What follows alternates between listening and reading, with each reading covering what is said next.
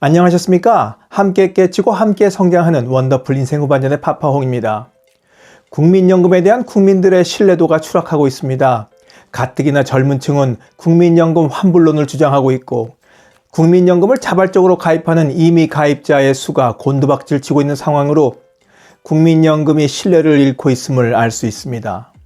이런 상황에서 발표된 국민연금 개선 방안은 불난집에 기름을 붓는 격이 아닐까 싶습니다. 그도 그럴 것이 국민연금 개선 방안이 마련되었다고 하지만 내용을 들여다보면 더 많이 내고 더 늦게 받는 것으로 요약되기 때문입니다. 꼭 뭘 개선한다, 개혁한다 그러면 국민들한테 불리하게 되거든요. 요상하단 말이죠. 연금 받는 나이를 68세로 점차 늘리고 보험료율도 9%에서 15%로 올리는 방안을 고려 중이라고 합니다. 국민연금 기금이 바닥나지 않도록 하는 데만 관심을 뒀지 가입자들을 위한 고려는 없어 보입니다. 개선 방안 발표야 엊그제 된 것이지만 자발적인 임의 가입자가 줄고 조기 수급자가 늘고 있는 상황은 어제 오늘 일이 아닙니다. 그래서 오늘은 사람들이 왜 국민연금을 불신하게 되었는지 국민연금이 가지고 있는 세 가지 허점 또는 세 가지 함정에 대해서 여러분들과 이야기 나눠보려고 합니다. 본격적인 이야기 지금 시작합니다.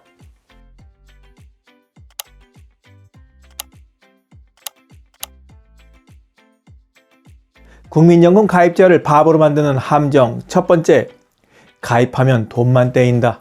65세 이상 소득 하위 70% 노인은 매달 32만 3,180원씩 정부에서 기초연금을 받습니다.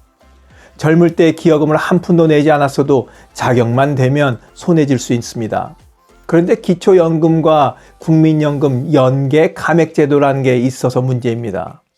연계 감액은 국민연금 수령액이 기초연금의 150% 그러니까 올해 기준으로 약 49만 원을 초과하면 기초연금을 최대 50% 삭감하는 제도입니다. 이렇게 국민연금 수급자는 국가 정책에 따라 월급에서 떼어내 꼬박꼬박 몇십 년간 납부했는데 그것을 이유로 기초연금 받을 때 최대 50% 손해를 보고 연 2천만 원 넘게 받으면 건강보험료 피부양자 평생 탈락에 연금 50%는 건강보험료 부과대상으로 잡히게 됩니다. 연금을 더 들라고 장려하지는 못할 망정 평생을 부은 돈 좀 받는다고 여기저기서 뜯어갈 궁리만 하니까 국민들은 등을 돌릴 수밖에 없는 겁니다. 성실하게 살아온 사람이 조금이라도 더 행복하게 잘 살 수 있는 사회가 되어야 하는데 기여를 적게 한 사람에게 돈을 더 주는 경우가 어딨냐는 그 성난 목소리가 국민연금 가입자들로부터 나오는 이유입니다. 국민연금 가입자를 바보로 만드는 함정 두 번째, 맞벌이 부부는 호구다. 국민연금은 공무원연금, 사학연금, 군인연금과 같이 공적연금으로 분류됩니다.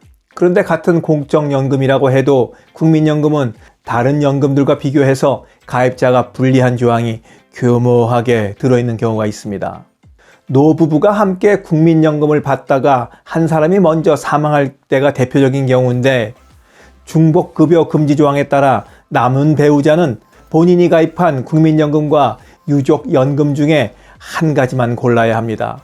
즉, 첫 번째로 배우자 유족연금을 선택하는 방안과 두 번째로는 내 연금과 플러스 유족연금의 30% 중에서 하나만 골라야 하는 겁니다. 두 방법밖에 없어요. 만약 1번 방안으로 배우자 유족연금을 선택하면 내가 60세까지 벌어서 낸 그 수천만 원은 헛돈이 되고 맙니다. 결론적으로 부부가 국민연금에 가입해서 온전한 혜택을 누리려면 평균 수명 넘어서까지 악착같이 오래 살면서 100년 해로를 해야 합니다. 아니 우리가 평생 일하면서 부은 돈을 배우자가 사망했다고 해서 국민연금이 70%를 그냥 떼어먹는 게 말이 됩니까? 한 푼도 건들지 말고 내줘야죠. 일찍 배우자를 잃는 것도 억울한 일인데 사망했다고 돈을 떼먹는 게 도둑놈이 아닙니까? 제가 한 가지 예를 들어봐 드리겠습니다. 자, 보세요. 남편은 국민연금에 20년 이상 가입했던 분으로 월 150만 원을 국민연금으로 받습니다. 아내는 월 50만 원씩 받고 있는 부부가 있다고 해보자고요. 그런데 갑자기 남편분이 돌아가셨습니다. 아내에게는 이제 두 가지 선택만 남아있다고 말씀드렸죠. 첫 번째로는 배우자 유족연금으로 남편이 받았던 연금 150만 원의 60%만 받는 겁니다. 이럴 경우 아내의 연금을 받을 순 없습니다. 아내는 버젓이 살아있는데도 남편의 연금을 받는다고 해서 자신의 연금이 소멸해버리는 겁니다. 요상하죠? 하여간 이 방법을 택하면 90만 원을 받게 됩니다. 두 번째 방법을 선택한다고 가정해 보시자고요.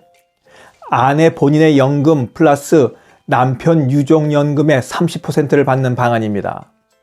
이것을 선택하면 아내의 연금 50만 원과 함께 남편 유족연금의 30%, 27만 원을 합해서 총 77만 원을 받게 됩니다. 이번 안에서 주의할 점은 헷갈리지 말아야 될 것은 남편이 받던 연금 150만 원에서 30%를 주겠다는 것이 아니라 유족연금, 그러니까 90만 원에서 30%를 준다는 겁니다. 답은 딱 나오죠. 90만 원을 받을 것인가 77만 원을 받을 것인가, 뭐 고민할 게 뭐가 있습니까?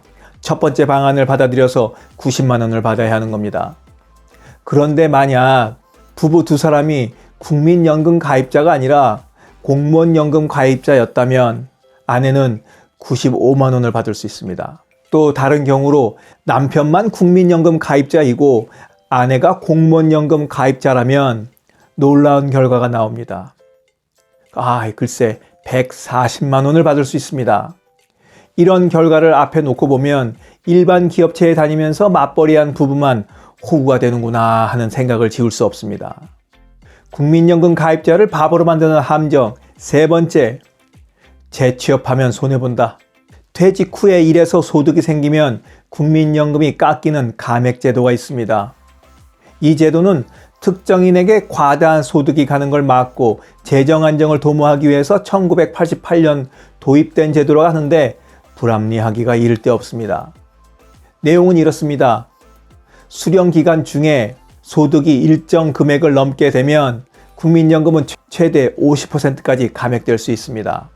커트라인은 국민연금 전체 가입자의 3년 평균 소득이 기준인데 올해는 근로소득과 사업소득을 합쳐 월 286만 원이 기준선입니다.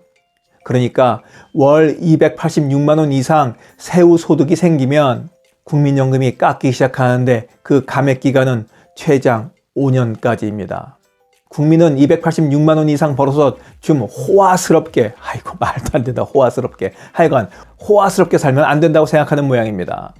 남의 돈 뺏어서 혜택을 많이 달라는 게 아니라 내가 평생 냈던 국민연금 그것만 고스란히 달라는 겁니다. 그렇게 해줘야지 자꾸 구실만 만들어서 돈 떼어 먹을 조항들만 만들어 놨습니다. 글쎄.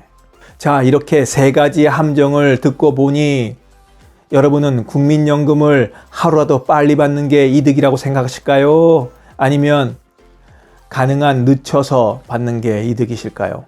어떻게 생각하십니까? 여러분들의 답변을 기다리면서 오늘 영상 마치도록 하겠습니다. 영상을 보신 모든 분들이 현명한 선택을 하셔서 최대한 많은 국민연금을 받을 수 있기를 바라면서 오늘 이야기 마치도록 하겠습니다. 원더풀 인생 후반전의 돈 이야기는 계속됩니다. 감사합니다. 자랑질, 지적질, 아는 채, 있는 채 하는 사람들에게 지치셨죠? 상대방의 얘기 경청하고 익은 벼처럼 겸손한 사람들이 모인 곳이 있습니다. 바로 네이버 카페 실버들의 전성시대입니다. 너무 가깝지도 너무 멀지도 않은 친구가 필요하다면 네이버 카페 실버들의 전성시대로 오시면 됩니다. 아래 댓글란 맨 위에 초대글을 올려놓을 테니까 클릭하고 들어오시면 아주 간단하게 회원가입이 됩니다. 참, 냉소적이고 비아냥거리고 자기주장 강하고 남 얘기에 이죽거리는 분은 죄송하지만 절대 사양합니다.